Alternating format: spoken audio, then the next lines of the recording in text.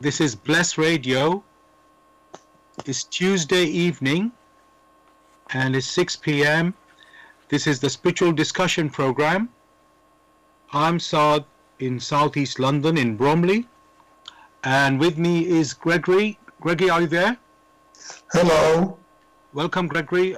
Please tell us where you are and how's the weather where you are? Well, it's beautiful today. Yeah, in Brussels. Very good. Same here. It's been sunny, bright, a few clouds, and not too, I won't call it hot, but warm, about 15, 16 degrees. So yes, welcome to the show, listeners. This is the Spiritual Discussion Program, and the aim of the show is to introduce you to the spiritual knowledge in the light of truth, the Grail Message by Abdushin. And we have a new topic every week for discussion. The topic tonight is our views and the will of God. Our views and the will of God. You're welcome to join us with any questions or comments. The number to contact us on our UK number, it is 079 39 641 958. You can call, text or use WhatsApp. And if you're outside of UK, it is 0044 79 39 641 958. Again, you can call, text or use WhatsApp. I'm going to begin with what is the Grail Message? The Grail Message in the Light of Truth by Abdushin is a spiritual knowledge of life. It offers an explanation of the world, a picture of creation on the basis of natural laws. Its lectures contain valuable basic elements as a help in life. For through the knowledge mediated, the reader is again brought closer to life and led back to God. The Grail Message deals with important fundamental questions of life by explaining in a clear and logical way the automatic working of the laws of nature, the whole weaving of creation, allowing every process to be recognized, and thereby the purpose of our whole life. It is directed at the individual and speaks to the innate experiences of the human being, their strengths and weaknesses. Thus, every reader has the opportunity to discover through the intuitive perception if what is stated is the truth. Combining with matter-of-fact reasoning, a complete world picture arises, where there is no separation between the visible world and the great world beyond the five senses, nor any separation between scientific and religious striving for knowledge. I'd like to give you a couple of quotes from the author of the Grail Message, Abdushin. The hearer and reader of my lectures should always work within himself, keenly probing and building bridges from one lecture to the other, as well as out into the great and small world happenings. Only then will he be able to understand the Grail Message and find that it gradually shapes itself into one complete whole, without leaving any gaps. Again and again, in all the happenings, the reader will come back to the basic features. He can explain everything without having to change even one single sentence. The word of the Grail Message lives, so that it permits only those people who really carry the honest desire in their souls to find abundantly. All else is automatically rejected by it. For the arrogant and those who seek superficially, the message will remain the book with 7 seals. And I'd like to give you one more quote from the author. I wish to fill the gaps which have so far always remained unanswered in the souls of men, and which never leave any serious thinker in peace if he earnestly seeks for the truth. So, dear listeners, I just want to remind you the topic we're discussing tonight is our views and the will of God. Our views and the will of God. And you're welcome to join us with any questions or comments. The number to contact us on our UK number, it is 079 39 641 958. You can call, text or use WhatsApp. And if you're outside of UK, it is 00 44 79 39 641 958. Again, you can call, text or use WhatsApp.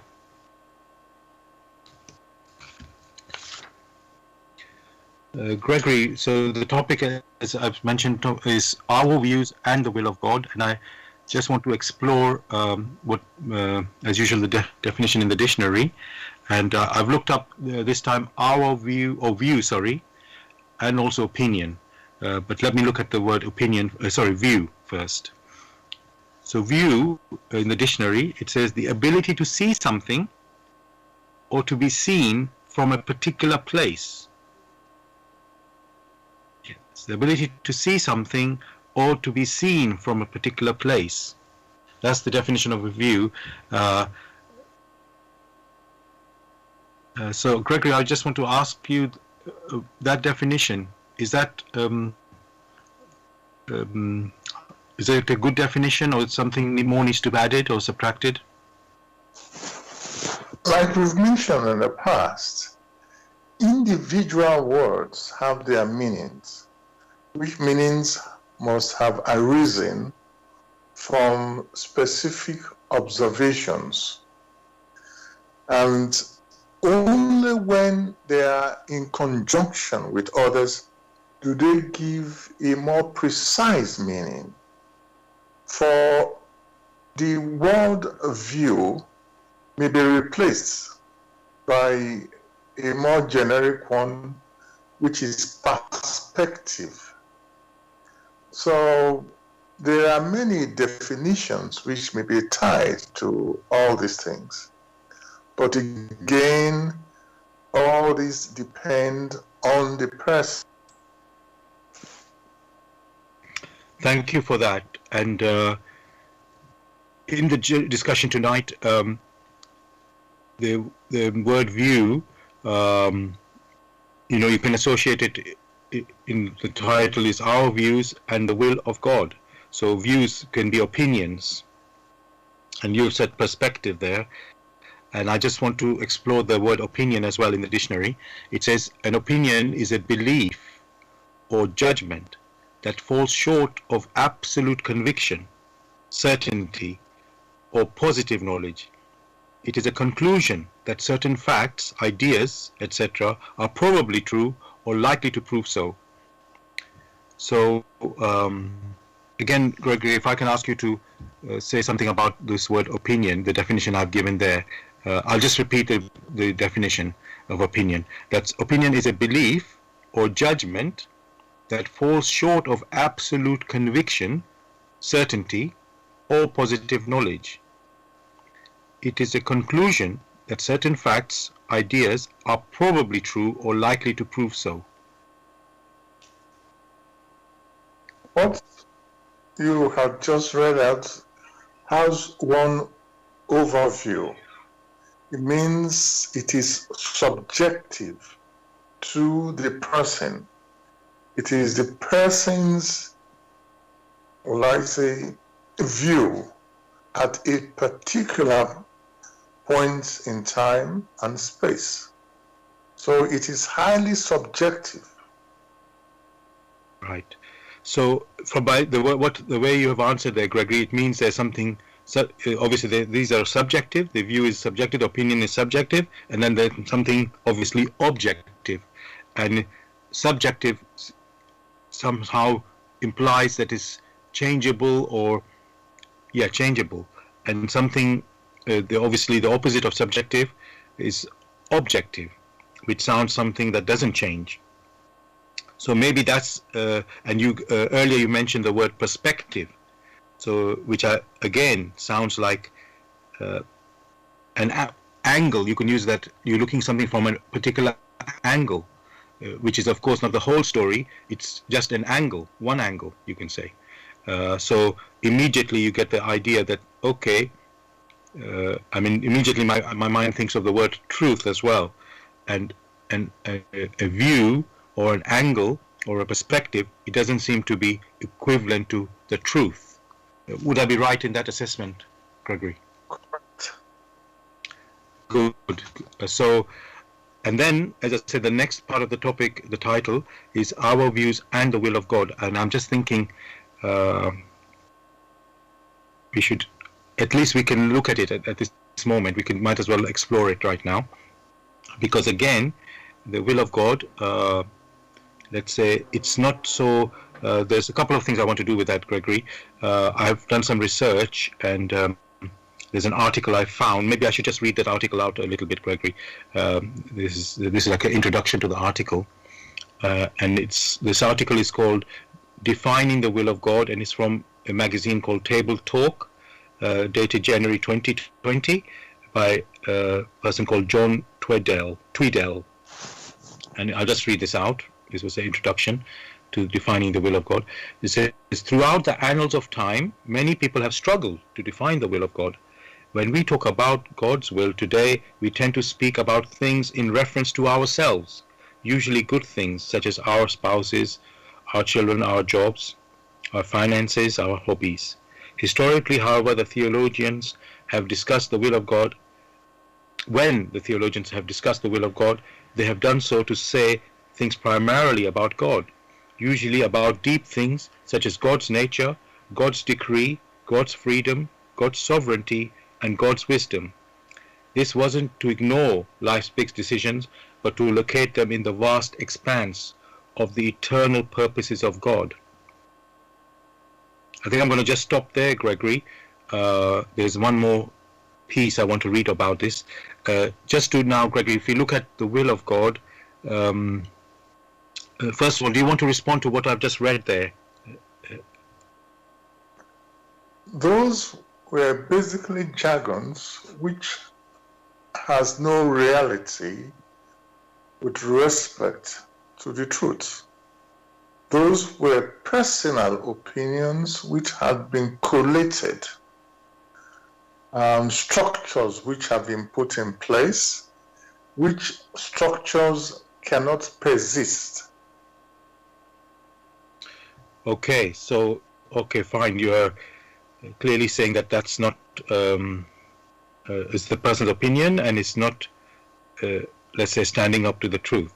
So, okay. And that's actually where we are heading here, Gregory, because there is, we can see there's something you said subjective, and then there's something objective, which you can say is the truth, and then there's this opinion or view, which is obviously subjective, which is obviously changeable. It looks like it's changeable. And it's also, maybe, Gregory, should I say, limited when we talk about views and opinions. So there's something narrow there. Let me continue one more thing about the will of God, what this person wrote, just to look at it as well. He says, this is again the same article, defining the will of God is important for us as Christians. That's from this, obviously referring to Christian people. Defining the will of God is important for us as Christians because it unveils who He is as the eternal, all-powerful, all-knowing God. Gerhard von Voss describes God's will as the perfection of God, by which, in a most simple act and in a rational manner, He goes out toward Himself as the highest good and towards creatures outside Him. For own sake. I think I'm going to stop again there, Gregory. What would you say on that, what I've just read there? What one has had only refers to their own views again and again. Nothing that they have mentioned has been related to nature. Say in nature, even here on the earth, where there are human beings of flesh and blood, where there are plants, where there are animals. What that writer has only considered, basically, is human beings. Even though, it's a section of human beings, talking about beliefs, talking about perfection, where that writer to himself explained what he understood by perfection, then it would have been a bit clearer. What is stressed here is that whenever the will of the Almighty is concerned, it must be all-embracing. It must embrace nature. It must also embrace the contents of nature. Only from that perspective, all-embracing, can one understand, if at all many are able to understand, can one come to a minute appreciation of this will. Thank you so much for that, Gregory. You're really pointing to the difference, of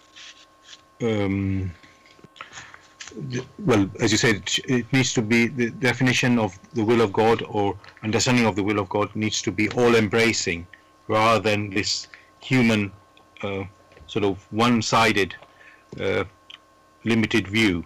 You've talked about nature, which has completely been ignored in this reference here in this article. So it's like the person is only focused on one aspect, and obviously, if you really, anybody who wants to talk about, let's say, God or his world, his creation, has to consider the whole creation, basically. So, and this person has not obviously done that. So thank you for pointing that out.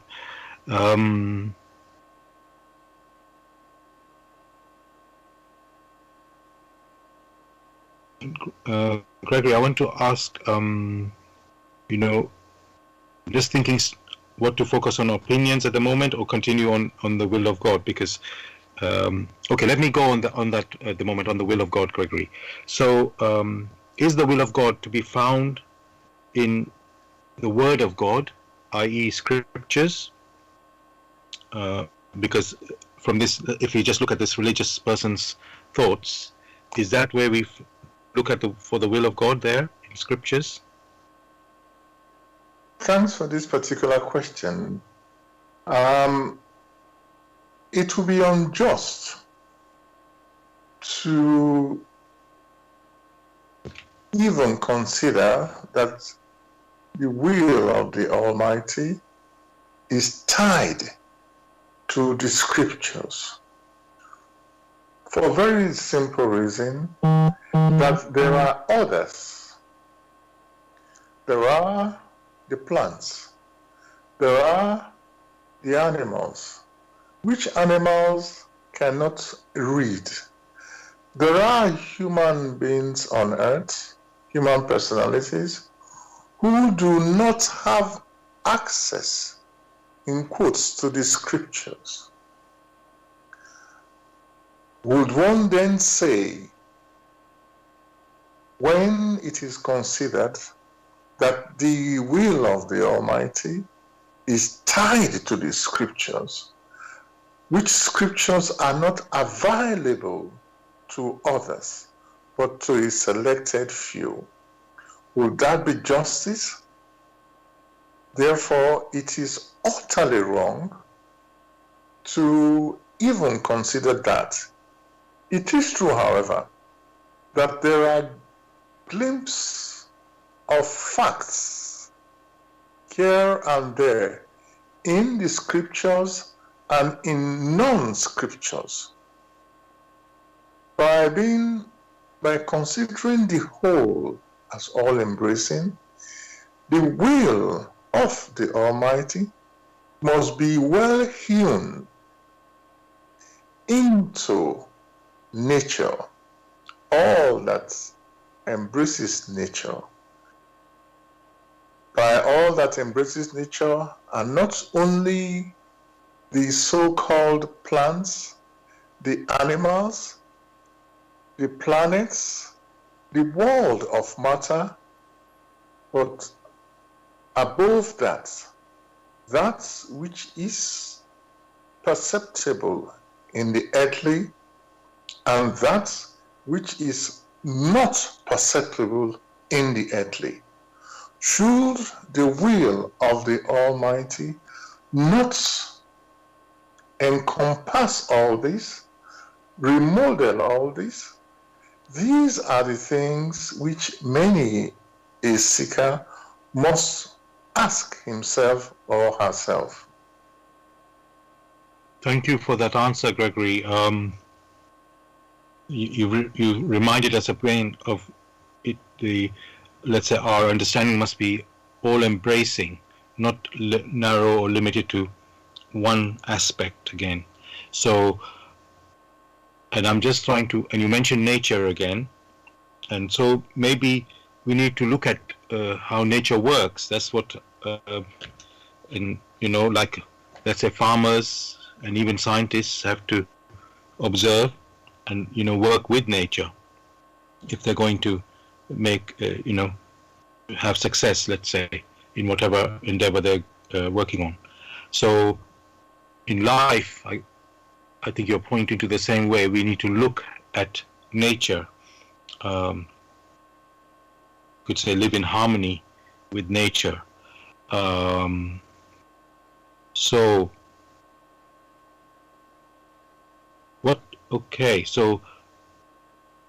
what can we learn from nature, Gregory? How should we, I gave the example of the farmer and maybe the scientist as well, having to work with nature and to work in their endeavor. So in our lives, because the topic is our views and the will of God. So how can we shape our views in accordance with, you could say, nature in our lives? In let's say, let's think of an example here. Yes, so for example, bringing up children,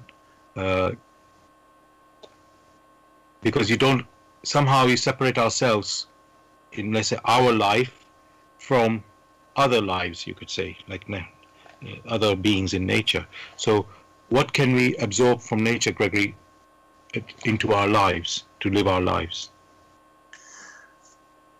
Basically, it may be helpful to first consider or to know that the views of the individual change almost as they mature along.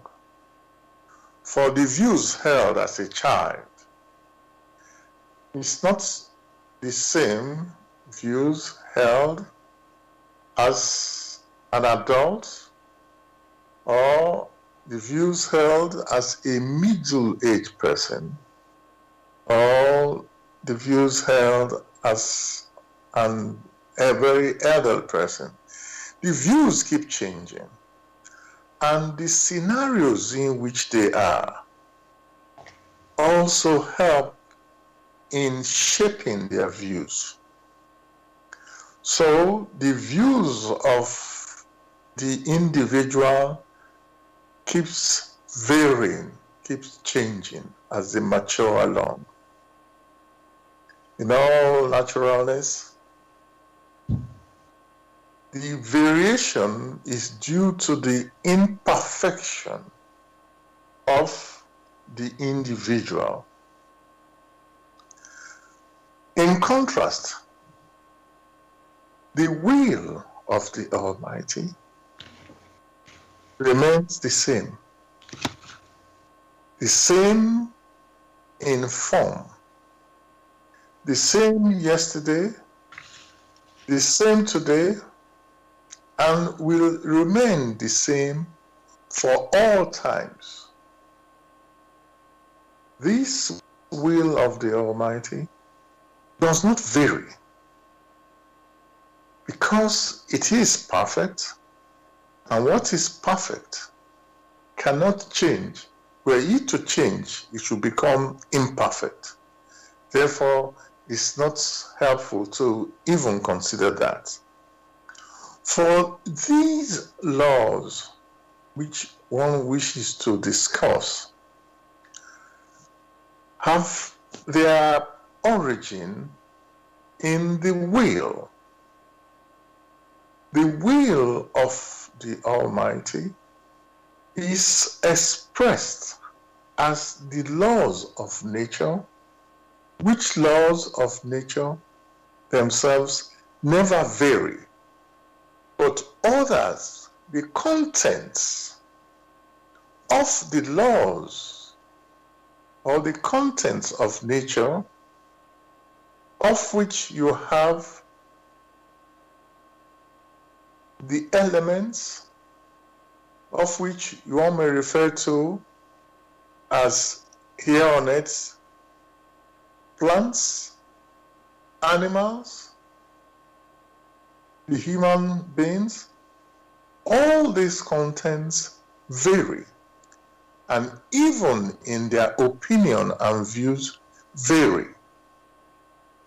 Therefore, if something has to be learned and applied to our activities on earth, the first thing is to understand thoroughly these laws of nature through which everything came into existence in the world of matter. For nature is tied to the world of matter. It is not helpful for now to be discussing how we need to bring up children, how we need to. First, you yourself must understand that what you yourself do not have, that you cannot give. Or that which you understand, when used aright, in accordance with these laws of nature, you may impact it to your children, if you have children. Or you may also impact it to others, to your fellow human spirit here on earth.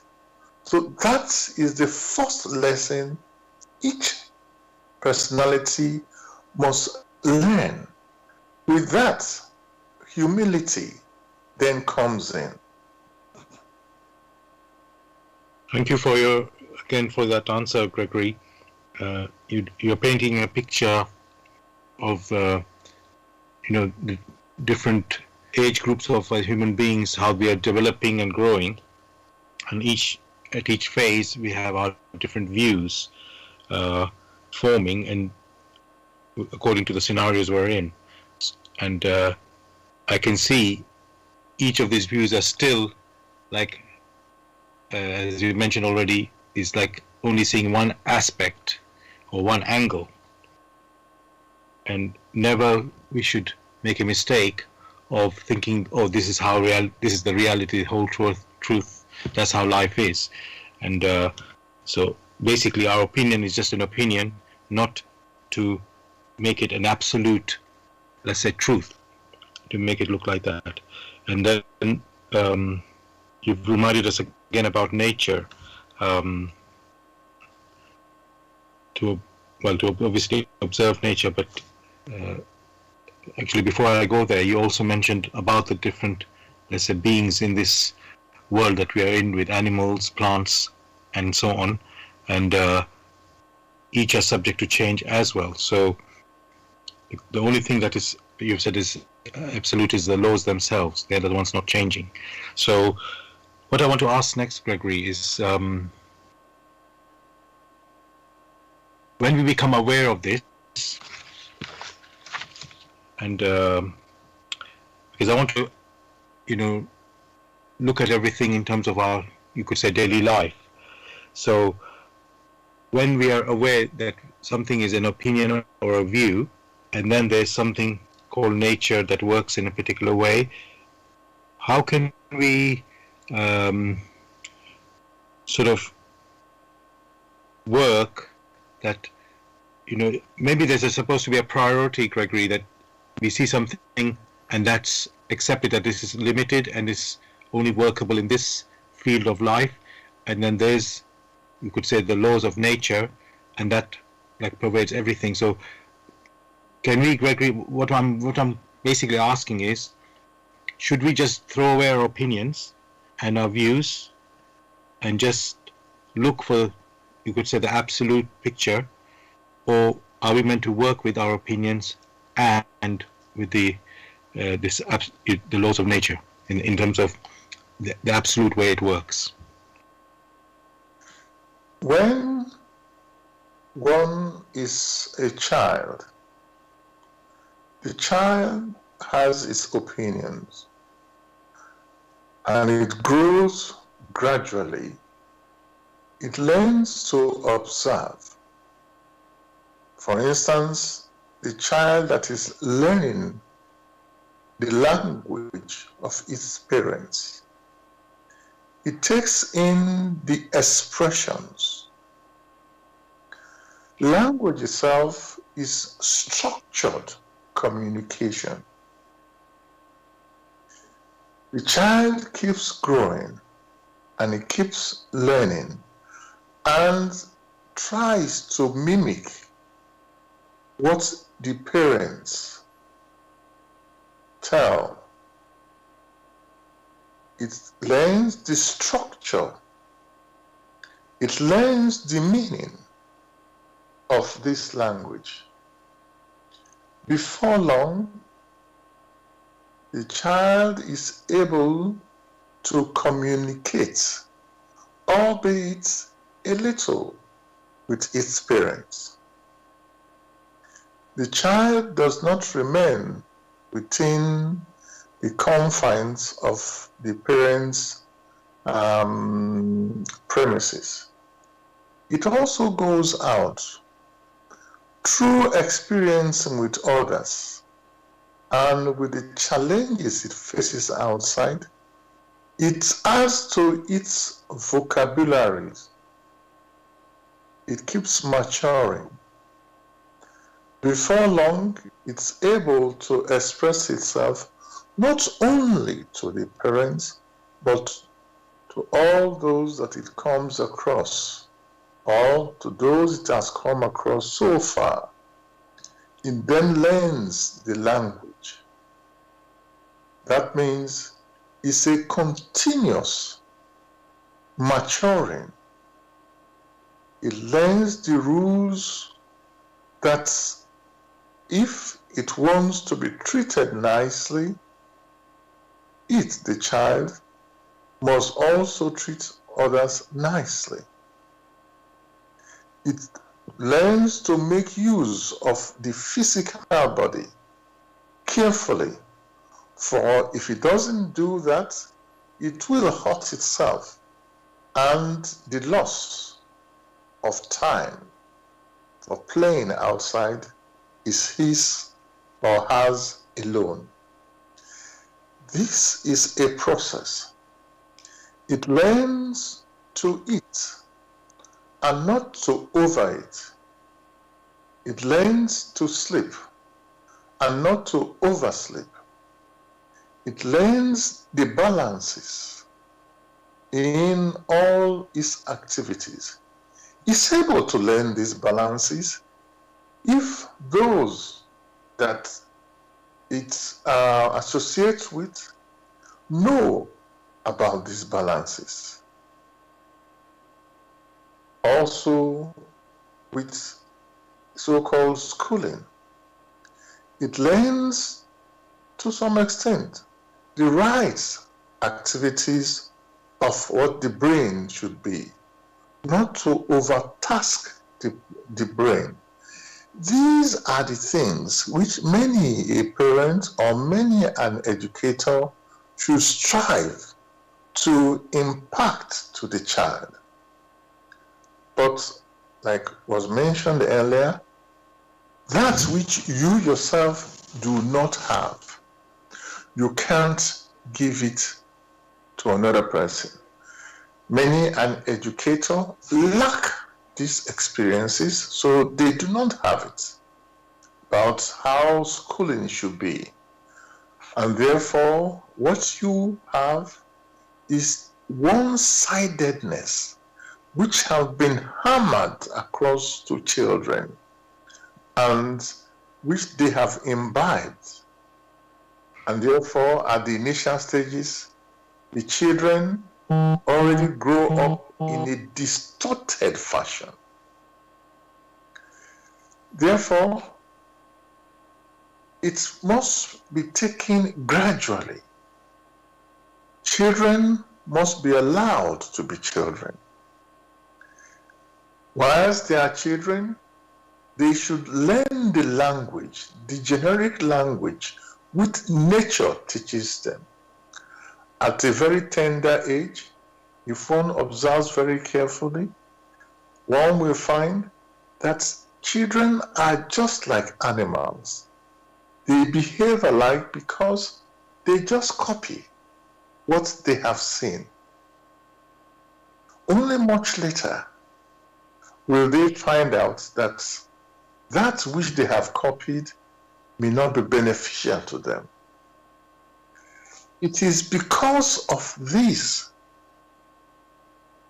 type of things that has happened on earth that we have works like this particular work, In the Light of Truth, the Grail Message, which throws light into all these aspects, such that for many, in examining what has been discussed,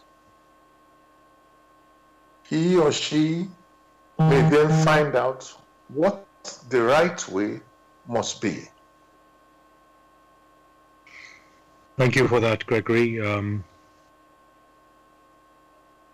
You have opened this subject into a new perspective now, I will say, so we will explore it further. Just want to remind listeners, you're listening to Blessed Radio. It's the Tuesday evening spiritual discussion program. The aim of the show is to introduce you to the spiritual knowledge in the light of truth, the Grail Message by Abdushin. And if you are interested in getting a copy of the Grail Message or want more information on the Grail Message, you can go to this website, which is www.grailmessage.com. I'll spell that. www.grail, G-R-A-I-L, message, MEZNBSAGE.com. And the topic we are discussing tonight is our views and the will of God. Our views and the will of God. You're welcome to join us on our UK number with any questions or comments. The number to contact us is 079 39 641 958. You can call, text, or use WhatsApp. And if you're outside of UK, it is 0044 7939 641 958. Again, you can call, text, or use WhatsApp. And we're broadcasting on Bless Radio 1, the number 1.com. Bless Radio 1, the number 1.com, and also on YouTube. Go to youtube.com and type in the search box Bless Radio 1, again the number 1, and then space live stream. That's one word. Bless Radio 1 space live stream. And also you can listen to the recording of this show the next day on YouTube. Go to youtube.com and type in the search box Bless Radio 1, the number 1, space Grail Message, and space the topic of the show, which is tonight, Our Views and the Will of God. And also you can listen to our previous shows. Gregory, I want to move on. Before I move on, I just want to sort of come back to what you said earlier, actually. You can see that life is a journey of growing. We talked about children growing into adulthood and all the processes, you could say, they have to go through. This like a discovery. You're taught something, and then later when you test it, sometimes you find out, oh, actually this is not right, or through the reaction of people, interaction with people, oh, this doesn't work. It's just what we've been taught, but it's not actually working. So, and then you've already said that things are not perfect with our sort of,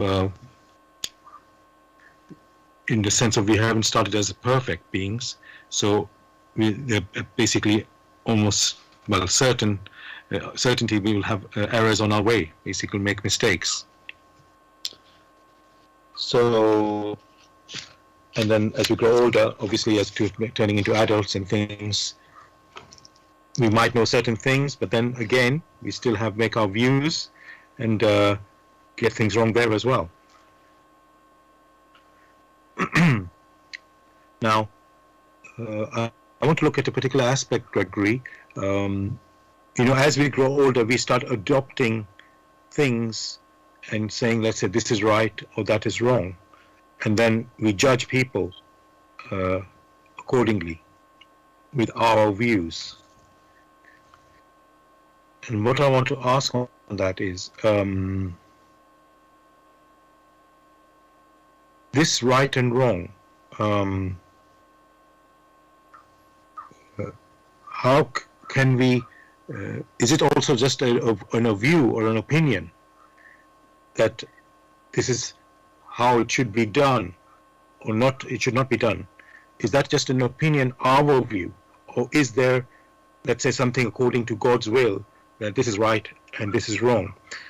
Just to go back a little bit earlier, we talked about the scriptures, and you said,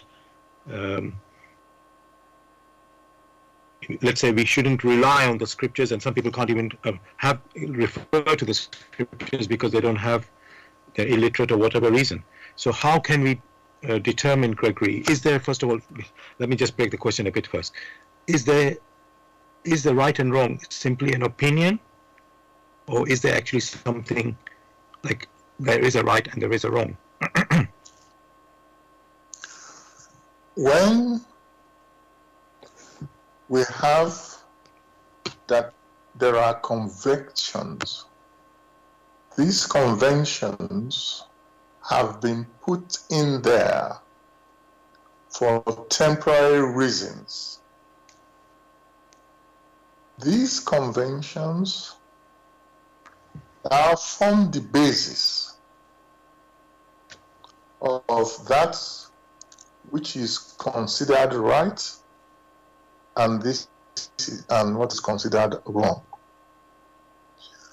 A simple example is the traffic light.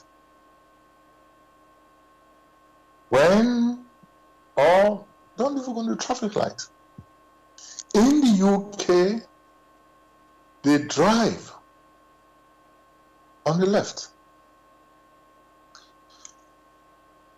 In this world, say on earth, there are people who drive on the right-hand side of the road, whereas in the UK and other countries, Australia, South Africa, they drive on the left. These are conventions which must be obeyed. For if they are not followed, you can now imagine, you can drive on the right, you can drive on the left, you can drive in the middle, you can turn the way you...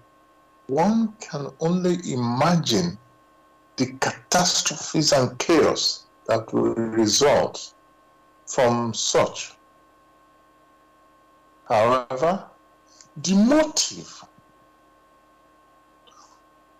of that structure put in place is to ensure orderliness and safety of those people who are involved in that environment. Therefore, it is right. There is right and there is wrong.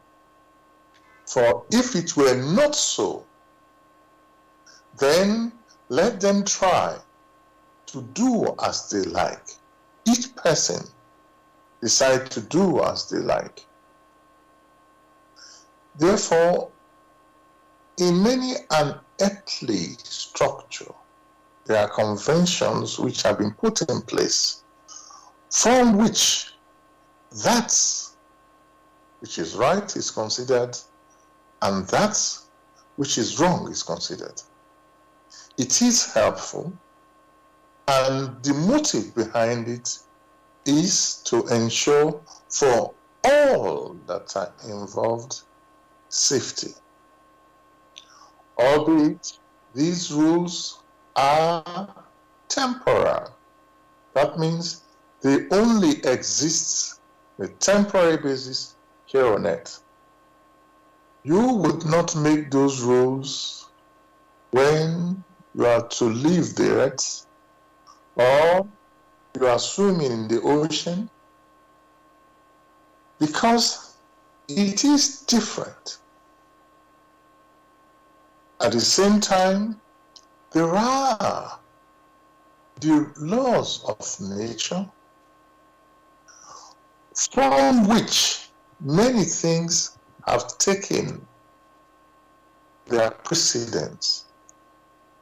It is within the laws of nature that whatever exists within, in quotes, that domain that is referred to as nature must exchange. There must be a reciprocity. This law of reciprocity is perfect in conjunction with a few other laws. And these laws have been put in place for a reason. For the human spirit has come here to mature. And in the process of maturity, as you have with children growing up to adults, there are very simple rules. Which simple rules are helpful for maturity? For if that were not the case, one can only imagine the catastrophes that will arise. Therefore, yes, there is good. Those things which conform to help the human personality to mature, to grow from childhood, to become an adult, and also ensure that fellow human personalities do the same. Those things are good. Otherwise, they are not good.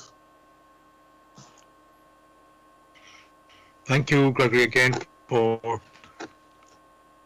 building the picture of, giving a context and perspective about this world, you can say, how we see this world and how we should act in this world. So yes, you mentioned about the driving, in, let's say in this country on the left side, and another country they will drive on the right hand side. Obviously, that's just a choice. Somebody chose one system, another person chose another country chose a different system. So there's no wrong and right in the system itself. And you already mentioned that this is a temporary thing. So it's not to think, as you said, when you go in the ocean, you won't be looking at the left and right. It's going to be different type of rules there. So the context is so important to be aware of that. And then, but obeying those rules, as you mentioned, is right, important. And so there is a wrong and right in that we need to follow the system. Once the system is there, that needs to be followed. And what I'm seeing, Gregory, there's a human system, and there's this, you could say, nature's system or system from God, God's will. There's like, you could say, one man-made system and one, they say, the world created by God or the Creator. And so you could say God's will rules that world that He created, and man, I'm not trying to separate man from this world, God's world, but just that man makes his own system with his rules that he applies to them. So, and I think you already mentioned that man is not perfect, and so you can see that his system does has shortcomings, while God's system or God's laws are perfect. And so the fruits and the way the God's system works, you could say, or world works, it is in a perfect way, even if we may not see it. Let's say may not be aware of it.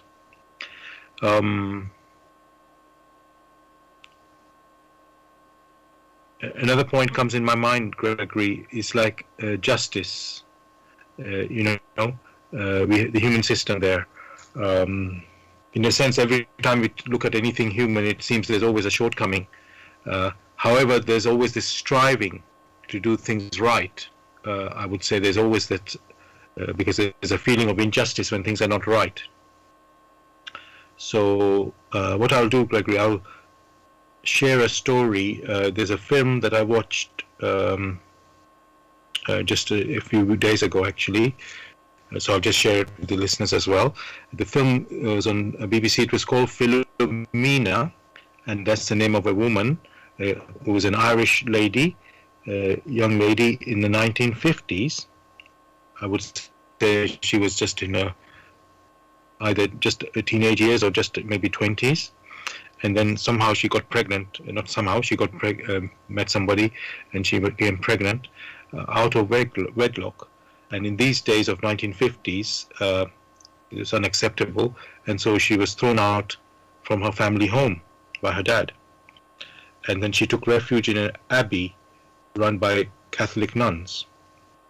And her child was born there, her son was born there and looked after by the nuns. And many similar women were in this situation. They were in this abbey as well. And what happened, the nuns separated the children from they look after them, but they separated the mums from their children, and they looked after those children. And then mums were still allowed to see them sort of at least once a week, let's say. And then the children were adopted after 3 years of age or so, something like that, which is they consider that to be as the nuns or the abbey people, the nuns, let's call it, consider that to be as a payment of their sin, the young mum's sin of having a child out of wedlock. So obviously in today's world, that is not, at least in the West, you can say that is not considered a sin now. So Gregory, there's so many questions in here. First of all, Gregory, what is, when there's a particular time, let's say, that people are living in, and at some point at that time, some things are considered sin or wrong, and obviously, as you said, Gregory, people act according to what they know. That's how they know those things. That's how they act. So they separated the children from their mums, and then adopted basically give up the children. The moms had to give up their children to be adopted as a payment for their sin. So my question, Gregory, is there about this is these views or about sin are they also, Gregory, like temporal, like you say, that are we moving? Is that the same? I know it's not right for me to compare between like driving on the left or driving on the right, but when such views are there of this is correct, this is right, and that is wrong, and then in 50 years' time, that thinking changes, that it is okay, would you say that is also like a development of a maturing of the human being, or is it actually a sin? Is that just some is it actually wrong, as we were talking before?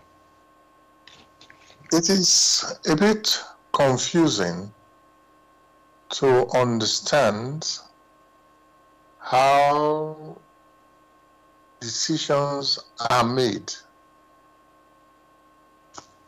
because if one observes very carefully, you'll find that a lot of these decisions are made because of economic reasons, and those are tied to, in quotes, productivity. Because that particular lady you mentioned had not got resources of her own. Therefore, the parents, looking at their scarce resources, didn't want to take responsibilities. And then you have, in that society, there were the so-called nuns who extended their hospitality to a fellow human spirit. However, the catches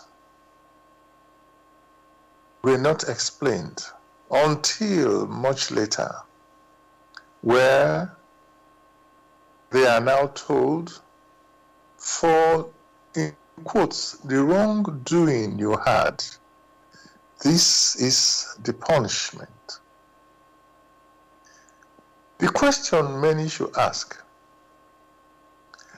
is there any person within that society who have not had to have made an error of judgment at any particular time throughout their lives?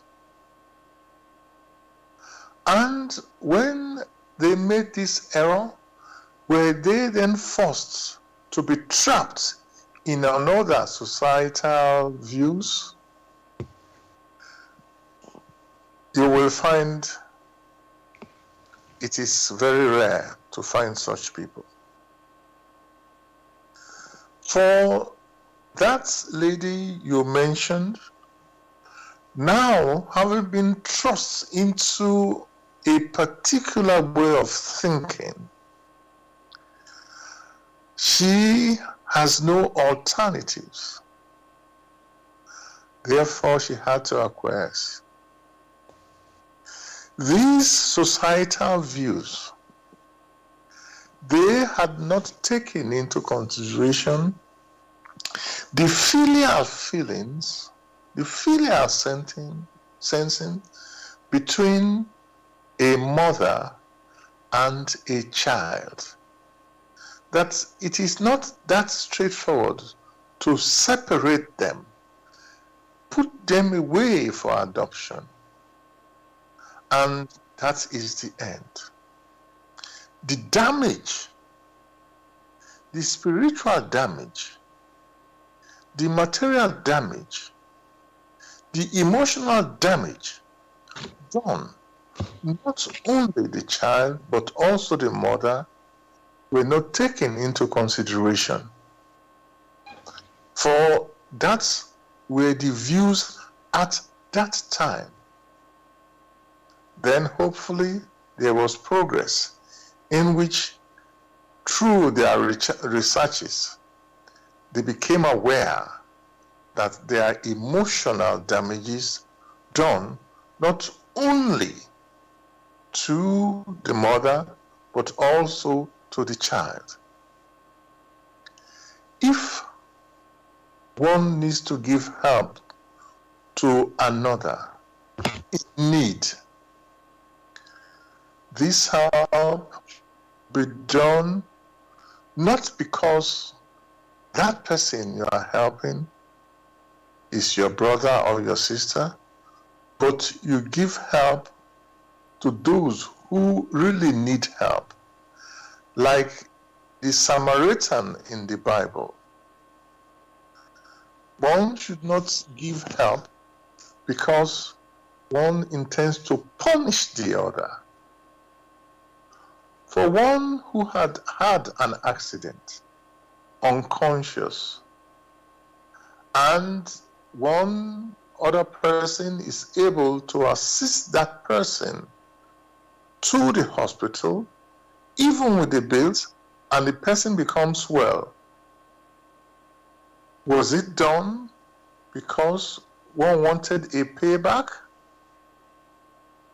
These parables that had been shown through the teachings of Christ make it very clear how one should behave. And it will be ironical, and it is an irony, those who claim to embrace wholeheartedly the teachings which Christ himself gave would set a trap through the type of help which they have granted to another. Thank you so much for that answer, Gregory. It really shows how deeply, this human experience of people needs to be understood. People making decisions, looking only from, you could say, their point of view or their perspective, then not realizing the impact on the people they're just making the decision on, about, basically. What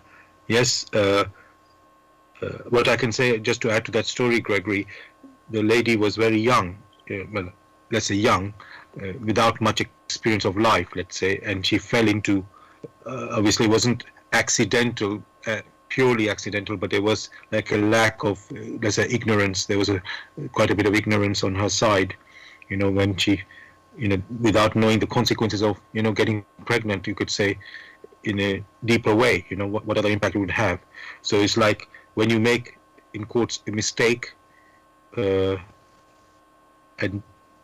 then there are consequences, or anything you do, there are consequences. And as you said, in this particular case, although one aspect is the economic aspect that you highlighted, that yes, somebody cannot afford to look after the child, they don't have the resources, and that leads to consequences in the family, and then also then going to this abbey as a that becoming the final, so could say, destination as a refuge. So it's like you have to take the consequences of your actions, even if they are mistakes and so on. But love must rule throughout, and everybody basically has to come to terms with that. So yes, I won't go any further on that, but I think you have highlighted that. So dear listeners, go on, Gregory, you want to say something? Yes, there was this little statement you made, is that one must take the consequences. That is true, because decisions have their impact. consider the case of COVID, where many have gone out, say they had to fly on a plane to another country, unaware of what this COVID is, say at the beginning. So they didn't know anything about COVID. But because they had made a decision to move from one country to another, either for a conference or for some business, now they have contacted COVID. And the consequences was that they, to a limited extent, had to isolate themselves and even go through the challenges which many face. These challenges are tough challenges. This is where the rule of one for all and all for one. That is why in the all there is a state. In the all there is the earth. And then the individuals. So there is a need to support the human spirit, just like you have in the case of the fire brigade, where there is all for one and one for all. If, however, in that unit, the father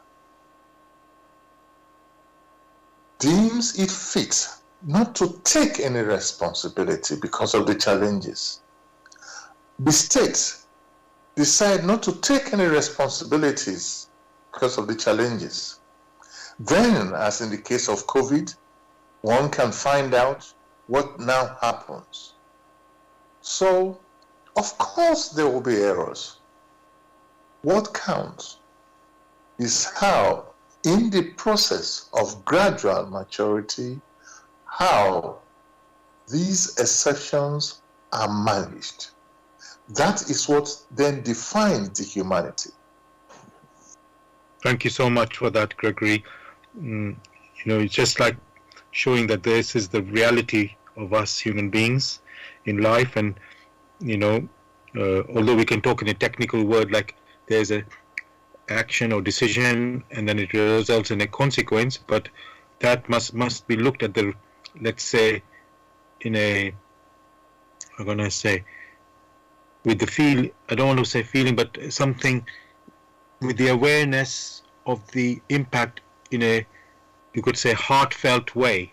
So there's always love and justice in any assessment of the situation, not something like as I said, technical or mechanical activity that I do this and this happens when I let's say if I'm driving, I go into this gear, the machine does this, the vehicle does this, and so on. That's only the, you could say, the mechanical outlook, but there is the, you could say, the spiritual outlook, which must be considered in every situation. So thank you for that. Dear listeners, you're listening to Bless Radio. It's the Tuesday evening spiritual discussion program from 6 p.m. to 8 p.m. UK time. The aim of the show is to introduce you to the spiritual knowledge in the light of truth, the Grail Message by Abdushin. And if you are interested in getting a copy of the Grail Message or want some more information on the Grail Message, you can go to this website, which is www.grailmessage.com. I'll spell that. www.grail, Grail, message, MESSAGE.com. And the topic we are discussing tonight is our views and the will of God. Our views and the will of God. You can join in the discussion with any questions or comments. The number to contact us on our UK number, it is 07939 641 958. You can call, text, or use WhatsApp. And if you're outside of UK, it is 0044 79 39 641 958. Again, you can call, text, or use WhatsApp. I've got a question. Let me just see. I've got a question from a listener. I'll just check that 1 second, please.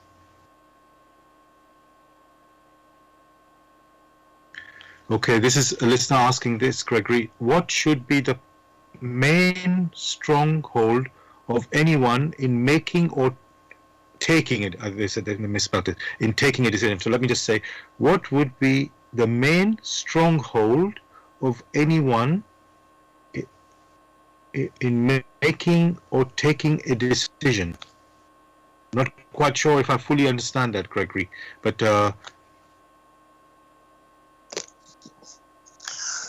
it must be said that in making a decision, that decision is based on one's choice, freedom of choice. You might make that decision, or you might refuse to make that decision, or you might delay to make a decision later. That choice is yours.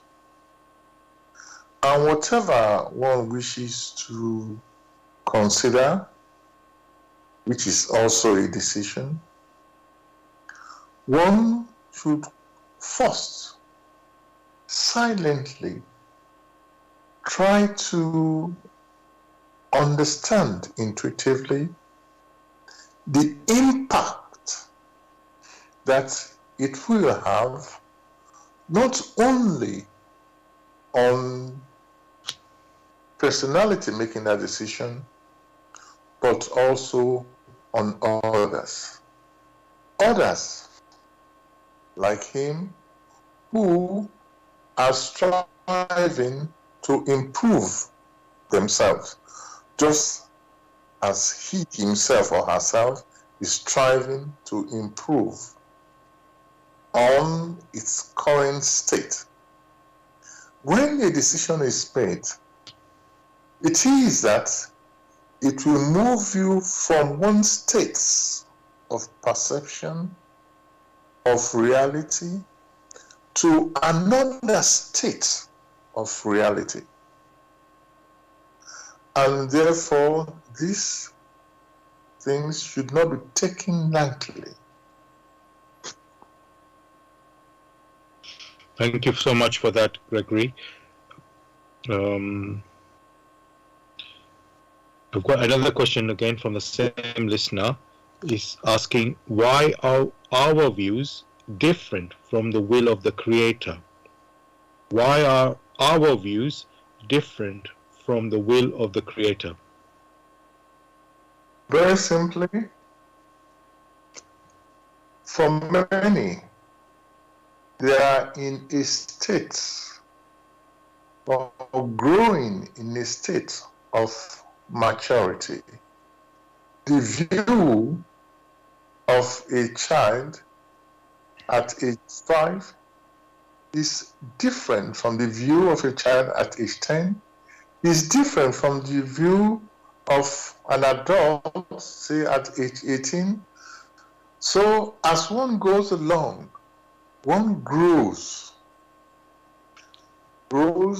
as if they now realize or sense a greater reality, as if the bandage which had sort of blocked their view now has fallen away, which is only a measure of maturity of the reality. And therefore, these views keep changing depending on the scenario, depending on time, depending on the challenges. These are all typical of the scenario. The will of the Almighty is the one that conditions, that returns to each personality that which he himself or herself has placed in there. It is the will that maintains all the activities in nature, all the activities in creation, and ensures that there is balance. That will has never changed. It remains the same yesterday. The will doesn't need to grow to maturity, for it is of the Almighty. It is perfect, perfect in its operation, perfect in its manifestation, for it remains the same. Thank you for that, Gregory. In the news yesterday, it was quite a big story, I will say. 39 former UK postmasters had their convictions for stealing post office money overturned by the courts, and it was considered to be UK's most widespread miscarriage of justice. And some of the people who were of this 39 were imprisoned, and it has taken 16 years to get justice to overturn, as I say, this judgment against them. And their lives, these people, their lives are, who were convicted, their lives are ruined, and those around them suffered very severely.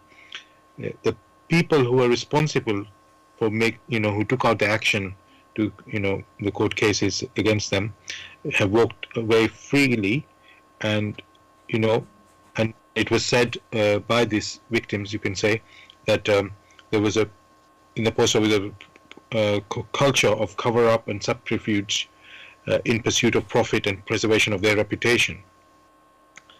And so the people, Gregory, who have suffered this injustice, and this is the 39 UK former postmasters, but there's more cases coming, I believe, in the pipeline. But they are saying, how can justice be done for this miscarriage of justice?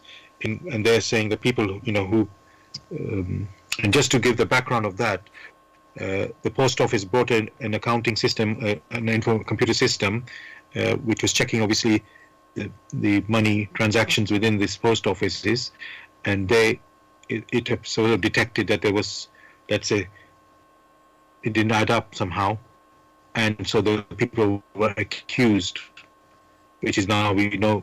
Well, they always knew that they were not guilty, but they had been, now convicted of stealing, and the post office was pursuing it very, severely. The cases here, despite all the evidence, the postmasters were trying to show that they're innocent, and so they have suffered, as I said, so much years of injustice. And yet, as I said, the post office itself, the people running it, have escaped any, you could say, punishment. So, and just to add to the background, the government is holding an inquiry, has been already holding an inquiry, how this was happening. So my question, Gregory, is how can justice be done for such, when people suffer in such innocent way, it's like, in such a serious way, which really ruins their life quite severely. It must be said, in the act of justice, fairness in taking all the evidence from all quarters, such that in drawing a conclusion, it must be done in such a way that there is fairness to all. From what you yourself related, that was not the case. It was one-sided. And one-sidedness means injustice, imbalance. For many who have had to suffer that way, there are lessons which they themselves would learn. Those also who had to inflict such terrible punishments, there are lessons to be learned from all parts, such that new rules, when they have to be written, these lessons learned must be put in place.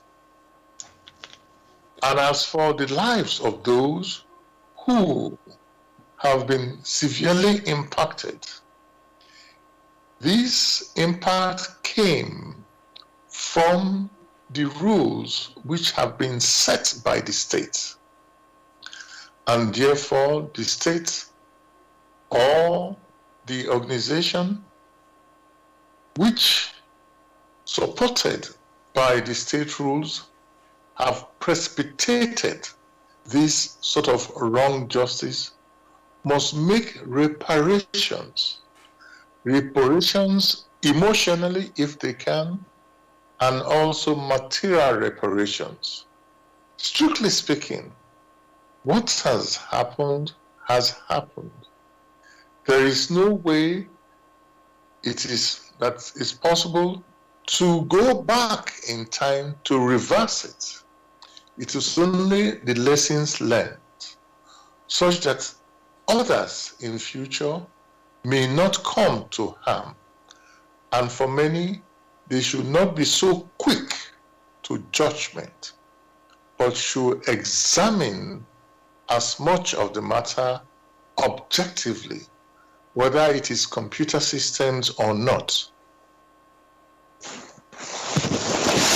Thank you for that, Gregory. I've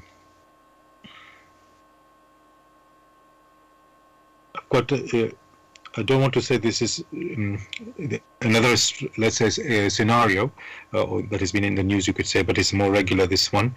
And although it sounds more, let's say, I don't want to use the word entertainment, but it's not as serious, let me say, because it's about football being a game. But I will just say this scenario, just to use it as an example to talk about. So, Gregory, in football, we see regularly that referees make a decision based strictly on applying the rules. And even when they check on the VAR, video assistant referee, the video assistant referee, and they, based on that, they're basically following the rules strictly. So I want to give an example, and let's say many see that this decision is not right, but even so the rules have been followed. So let me give it a scenario. So basically a player has made a so-called dangerous foul by making contact with the opponent player, and which was basically a contact that was, let's say, accidental or unavoidable. This could not avoid that. But because they made the contact, the referees made a booking or put a red card. So that's one example. And he was following the rules. So he didn't break any, the referee followed the rule. But you could say in the spirit of the game, it was not intentional for the person who made the foul. Then another example is the referee giving a penalty when the player in the box has handled the ball, which was again unavoidable, so not intentional but unavoidable, and then the rule says because the ball touched their hand, it now has to be a penalty. So which now in the end this results in, let's say, fans, players, manager all getting upset that the rules are being followed. Yes, they're being followed, but not really the spirit of the game, and it's sort of spoiling the fun of the game or the enjoyment of the game. So what I want to say about it, Gregory, and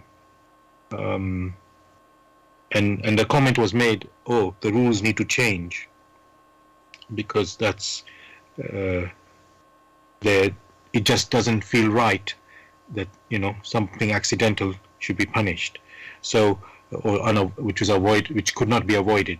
They said they just were going in that direction and they couldn't avoid that. So Gregory, what can these shortcomings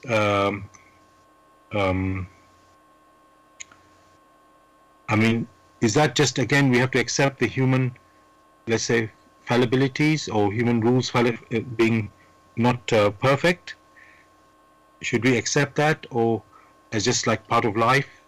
And or is there a way that we should maybe go about making the rules so that they do not, we don't get this sort of, I don't want to use the word injustice, but unfair sort of outcomes? As with everything that wants balance, fairness,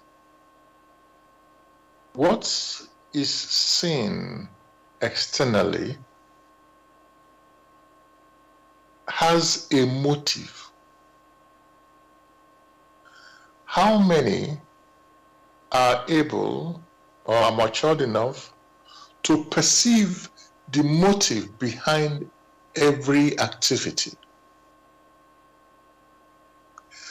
When human spirits or human personalities have matured to that extent, where precisely they are able to pinpoint the motive, then they may judge. Else, it's a challenging one for each personality. And in the example you mentioned, what, in quotes, the referee, or in quotes, the judge sees are only the externals. The internals are not perceptible to them unless they are able to sense those finer things, and those finer things are allowed in as evidence, and finally as judgments. As long as the human personality has not matured to such an extent as to understand the motive behind many an activity, then there is a chance that errors could be made, which errors turn out to be very severe. And therefore, that is where the injustice come about. For what you yourself see as an activity which you have judged to be wrong, without knowing the motive, may turn out on seeing the motive, you now find that that thing was not wrong at all. Take, for instance, somebody receives a cut. That cut, we are not aware whether it was made in the hospital, in an operation, because that person needs some help, and therefore that cut or incision had to be made in a hospital. Were that cut to be seen by a non-medical person, then it may be judged that the person who made that cut on another must have violated that person, not understanding that in this particular case, that cut was made in order to save the life of another. Another simple example is, you find that you were going to eat, say, some dates or some fruits, and plainly someone comes and pushes you when you haven't offended that person, and what you had with you fell off. and now you want to go to court. Only for these contents to be examined, to have found, to have been laced with poison. How would you explain it? Therefore, it is the motive that lies behind what one sees externally that makes something either good or bad. Therefore, as long as the motive cannot be assessed, then things are only considered one-sided, because the motive, which many a researcher, which many a detective tries to find, is lacking. And that is why many of the court decisions are one-sided. Thank you for that, Gregory. You just reminded me one thing I saw when I was doing the research for this show. In William Shakespeare's play Hamlet, there's a quote there: "There is nothing either good or bad, but thinking makes it so." And what you just mentioned there about intention, it's we make a judgment. I mean, well, let me not answer for you. I just will say this point. So there's, just to repeat that. So in Hamlet, there's a quote there: "There is nothing either good or bad, but thinking makes it so." And from what you have said there about intention, it's like, how you see something, you make that decision based on how you see something, your view. But yeah, go on, Gregory. You want to say something? I'm not quite sure that what you mentioned are equivalent. For what Shakespeare expressed by that view, there's nothing good or bad. Would one say that it's consistent with what Shakespeare, that the Hamlet which he himself wrote has no purpose to teach, but it is neither good? Is teaching, learning a lesson, not good? Or is learning a lesson bad? Therefore, one would say such expressions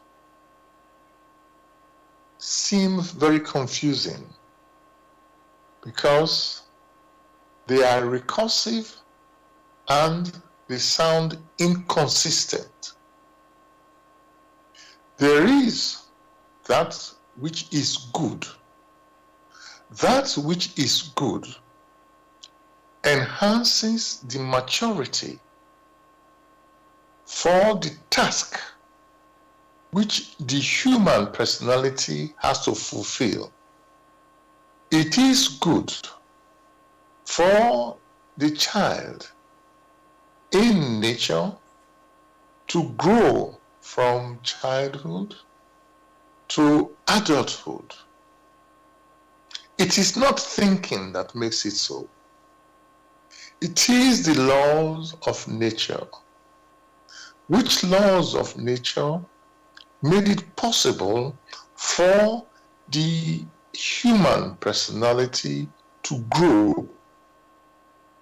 So I'm afraid Shakespeare at that time did not consider that the substructure of all expressions are the laws of nature, which had been there from its very beginning.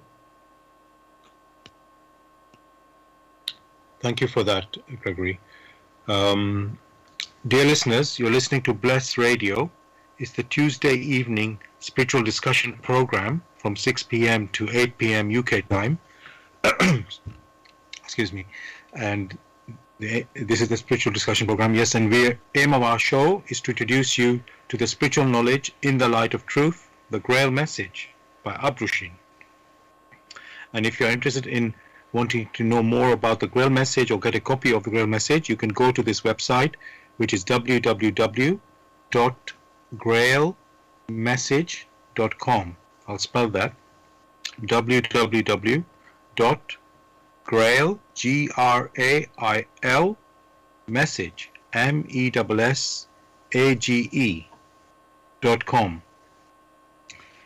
And the discussion we are having tonight, the topic is our views and the will of God. Our views and the will of God. You're welcome to join us with any questions or comments. The number to contact us on our UK number is 079 39 641 958. You can call, text or use WhatsApp. And if you're outside of UK, it is 0044 79 39 641 958. Again, you can call, text or use WhatsApp. Gregory, another listener has sent some messages through. I'm just going to pick one of them. Earlier we were talking about the story of a young lady in Ireland getting pregnant and being taken care of the nuns, and somebody has responded to that story. And he said the Catholic Church may have many faults, but no more than most other religions. There are many. Nuns who have done wonderful things for humanity. And so I just want to say that in response to that when I pick an example or a story, it is not trying to, let's say, it's just using a scenario, not specifically pointing a finger on one group of people or one religion or anything of that nature. It's just to talk about, let's say, the crux of the story. So the characters, you could say, if I can remove the names and let's say the name of the group or something, I could do that, but it's like a story. So please, everyone, it's not, whenever we discuss here, it's a spiritual discussion program, not trying to bring anything down on any particular group or person. It's just to give an example of a story and a real example. So, in fact, it is a true story, but again, it is not meant to how can I say, to criticize anyone. So it's just to use that for our discussion in our topic, really. So just so that, just to explain that. Okay, I've got more questions. One moment, I'll just look at this. Right.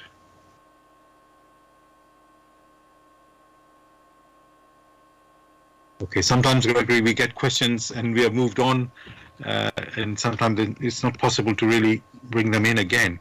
So I'm going to leave those ones for now. Okay.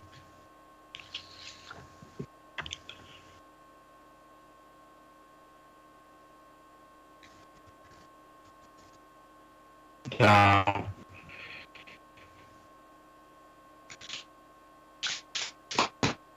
I want to go to the point, Gregory, about things behave with regards to the truth and the will of God. And obviously we know our views or opinions. First, you have mentioned, Gregory, they're even like a temporary, really, because they're only coming at a particular point in time when we're experiencing something at that point in time. And so they're not supposed to be taken as absolute, as many examples you've already given. So what I want to ask you, Gregory, when we have truth bringers, or could say messengers of God, bringing a message from God. And somehow Gregory, let's say, in many cases, the people who come across that truth, when the teacher brings it, it seems to they seem to oppose it. And so my question there is, what is it in the truth you could say that people feel opposed? They feel that they have to oppose it rather than listen to it and follow it. Is there, what is it inside that they can't accept the truth, you can say? In the first instance, how do people know that what has been brought is the world of truth? You can only say that it is the word of truth or not the word of truth when one has examined this work to find whether, first, it is consistent with itself, and secondly, whether it is consistent with the processes which they themselves have experienced so far. Otherwise, they are not in a position to judge because they lack the proper evidence. That means it becomes one-sided. Only what you yourself have examined or have trusted and deep within examined, only that will be of benefit. What, however, has been the rule is that many or some are, in the first case, indolent. It is too much to examine that which has been brought because it will take some time and energy. A simple example are those who are, as traders, they deal with the camels. And they have a whole host of camels. For the camel is strong enough, can carry so much load. And they like it that way. And somebody brings an aircraft that can carry the same load, maybe 50 times, 100 times. And they won't hear of it because they do not understand, because they don't even want to examine it. What do they say? Give me that old-time religion. It was good enough for my fathers, and therefore it is good enough for me. The same thing happens in the so-called modern world. Look at communication. You are in the UK, and I reside here in Brussels. And here we are communicating. Some, haven't tried it, might say it does not work. Therefore, they still prefer a town crier to place town criers from here all the way to the UK who will transmit information from one place to the other. The decision is theirs. Above all, there is the fear, the intrinsic fear that what they themselves have held to be of so much importance that it will take time for them to examine the new, and they might lose their influence over others. Others whom they look down upon may turn out to be much brighter than they themselves. That vanity can never allow. And therefore, for those who now bring forth the word of truth, they will fight tooth and nail and ensure that that word of truth does not hold within their precincts. It has always been like that. Mention the prophets, and it was not different with the word of truth that Christ brought.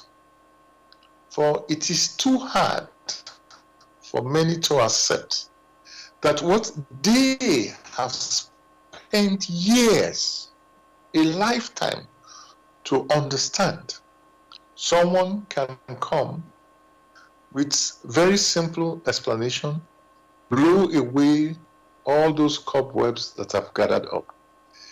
That has always been the problem, and that is why many reject the truth. Thank you for that answer, Gregory.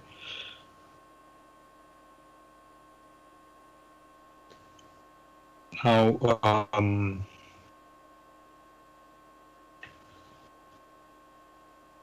just wondering about something. Yes, I will just say, just to sort of a little bit of recap of what we've been saying so far, Gregory. There are things, let's say, which are mistakes, which people have been deeming them to be something wrong, and it's like, and being judgmental about it and saying, oh no, it's like you're condemned for this, and then you must suffer for that. And then rather than saying what can be done to, just like anyone else, when we go astray or make a mistake, how can we help that person to turn around? You know, because as we know, when Jesus said, "Love thy neighbor as thyself," if I or you were in some situation where we, let's say, did go astray or something went wrong, we would not like to be condemned. We'd like someone to help. And somehow, it seems, Gregory, when somebody's always looking from just the outside, but if somebody else is suffering or has done something, we are quick to sort of make that judgment. Oh, there's something they've done wrong, they should suffer. But if it's me, you know, if I have done something, in quotes, wrong, then no, I don't want to suffer. You know, so Gregory, what I'm asking really is, when things concern us, ourselves, you know, we want the best for us, but when it's someone else, you know, let's say not a loved one, then we seem to have a, how can I say, not such a loving view. And so my question on that is, Gregory, what can, I mean, do we need to, let's say, Gregory, go through a hard experience to sort of wake us up, to show that how we should be in, you know, caring for everyone, not just thinking about our own view, our own things? Or can we just, can I say, naturally be loving to all? So is it something that we have to learn, or can it be within us that this is how we are meant to be? Maybe a simple example could be helpful in this scenario. When suffering is observed, which does not touch our person, if mentally one does not strive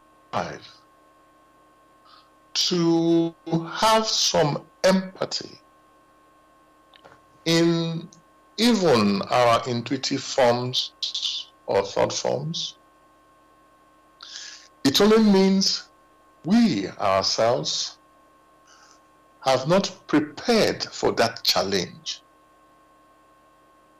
because we turned our views, our gaze away, or we hid our gaze. Before too long, that which we refuse to consider will before long have a direct impact on us, and we will be forced to grow, or will be forced to experience that same suffering. That is what has happened in the so-called COVID scenario, where many who had resources thought themselves safe, shut themselves away.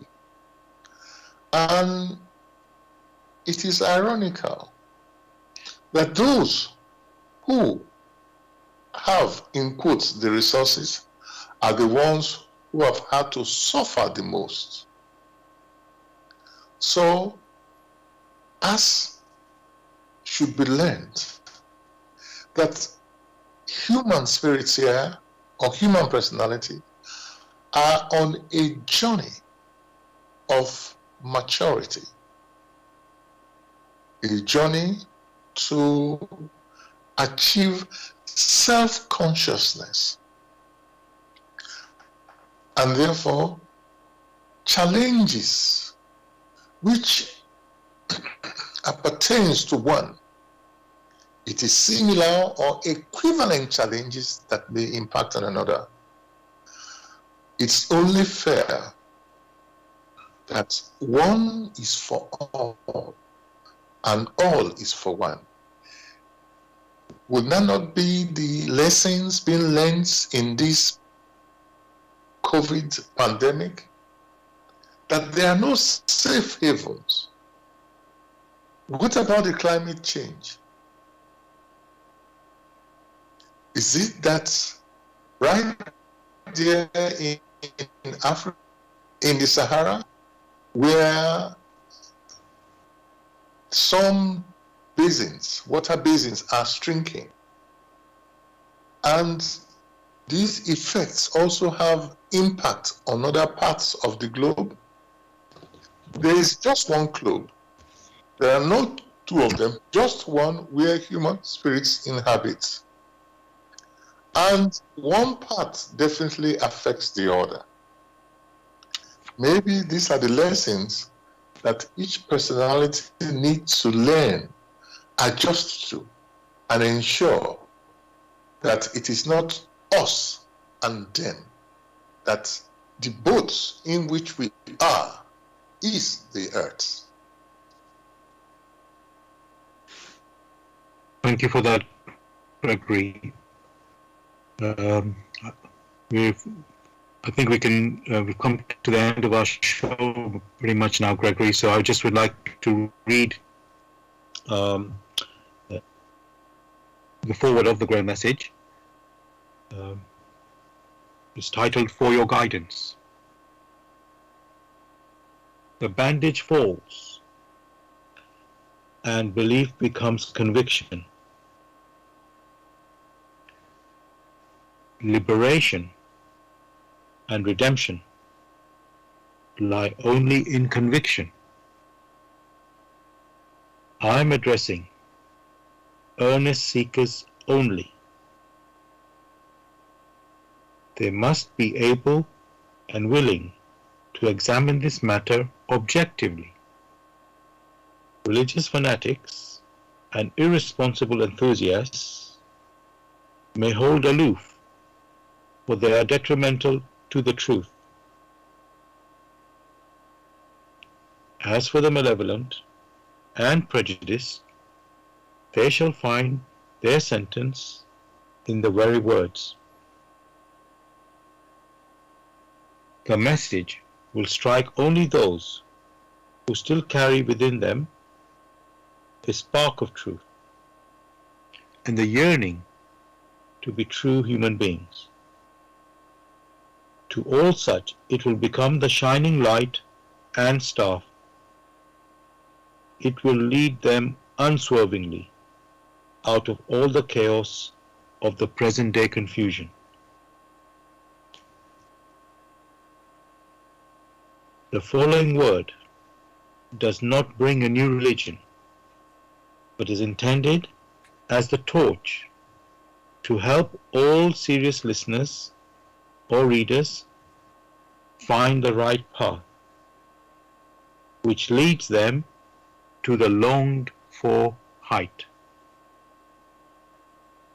Only he who bestirs himself can advance spiritually.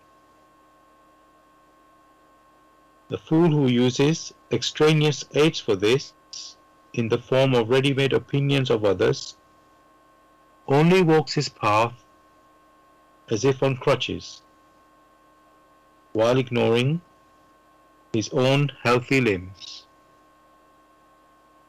But the moment he boldly uses all the abilities which lie dormant within him, awaiting his call to help in his ascent, he is employing the talent entrusted to him in accordance with his Creator's will, and will easily overcome all the obstacles that seek to divert him. Therefore awake. Genuine faith lies only in conviction, and conviction comes solely through an inflexible weighing and examining. See that you are truly alive in the wonderful creation of your God. Aprushi. Dear listeners, just to remind you that I've just read out the foreword, which is called For Your Guidance, from the Grail Message, and we obviously encourage you to pick up the Grail Message, and if you are interested, and basically explore it for yourself, so see with your own eyes. We've been talking about our views and the will of God, so only way is to examine yourself and see what it says, about life and how basically this world that we live in. So, and examine for yourself. That's the only way you can know something is true or not true. Is for each person is responsible for his own views, beliefs, whatever they follow. So we encourage you to do that. And if you are interested in finding out about the Grail Message or getting a copy of the Grail Message for yourself, you can go to the website, which is www.grailmessage.com. I'll spell that, www.grail, G-R-A-I-L, message, MESSAGE.com. Gregory, anything you'd like to say to the listeners to say goodbye? Wishing them a beautiful week. Thank you for that. Thank you, listeners, for joining us tonight. Hope you found it uplifting and also in enlightening. And hope, and as I say, repeat again, just to examine the Grail Message for yourself, to see for yourself what's inside the Grail Message, what knowledge it has. We'll be back again next week, Tuesday, as usual, 6 p.m. to 8 p.m. UK time, with another topic. I wish you all the best. God bless. Take care, everybody. All the best. Bye now.